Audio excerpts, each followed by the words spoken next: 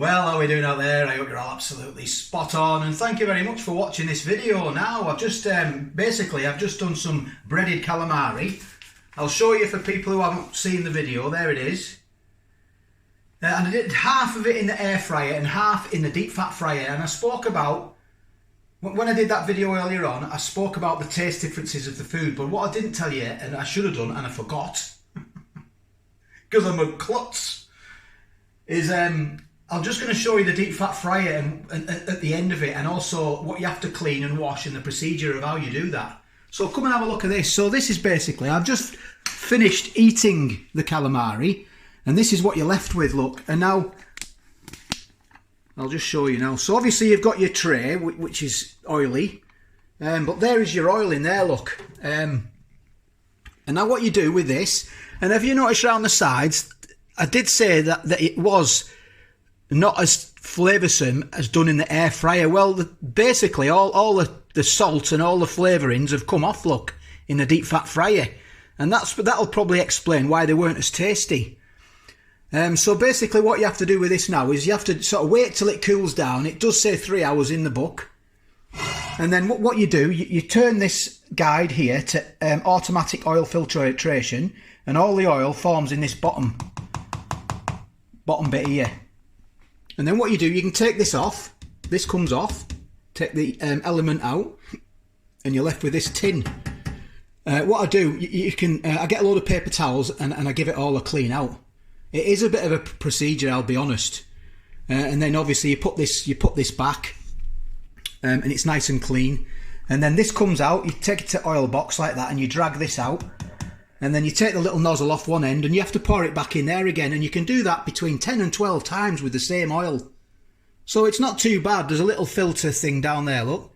Like a grate. I better not put my hand in there, it's hot. A deep fried finger.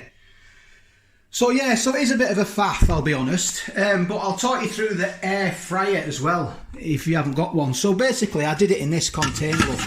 So obviously this needs washing. And also, it comes with it's like a ceramic pot as well. If you can see it, it's all dripped, the oil. I always take this out and I always wash it as well with soapy water. You can put that in the dishwasher as well. So you have to clean basically them too. You have to give them a clean. I mean, I wash everything. After I use it, I always wash it. And I don't put foil in there or anything either, because I have noticed it just blows up with the fan, because the fan is ferocious.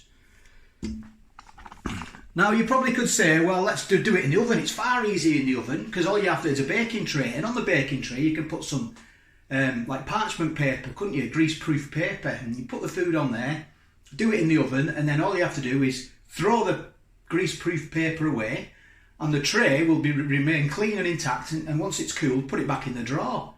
Well, that's all very good, well and done, but you're looking at 200 degrees for a massive oven. You're looking at 10 minutes for it to warm up, and then you've got between 12 and 15 minutes of cooking, so you've got potentially 25 minutes of cooking. That's a long time, isn't it? Especially with fuel bills going up, as of tomorrow. So you've got, and I did it for 7 minutes in the air fryer, and I did it for, basically, it takes 5 minutes for the oil to heat up in the deep fat fryer. It really is good. 5 minutes and that oil's at 180, and 3 minutes of cooking. So that's 8 minutes.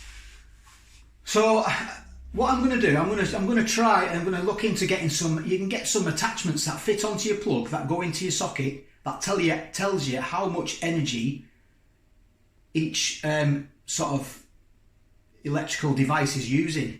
I'm going to look into that, and then I'll know exactly how much it costs me to use the deep fat fryer and also the air fryer. I'll look into it, I'll keep you posted. It's just a bit of a summary, really. I should have connected this one to the last video, but I thought it's going to drag it out, isn't it?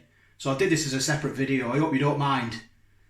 If I've missed anything out, let me know. And if you like this sort of a video, give it a thumbs up and maybe subscribe. That does help. So just a quickie, thank you very much. All the best, and I'll catch you on the next one.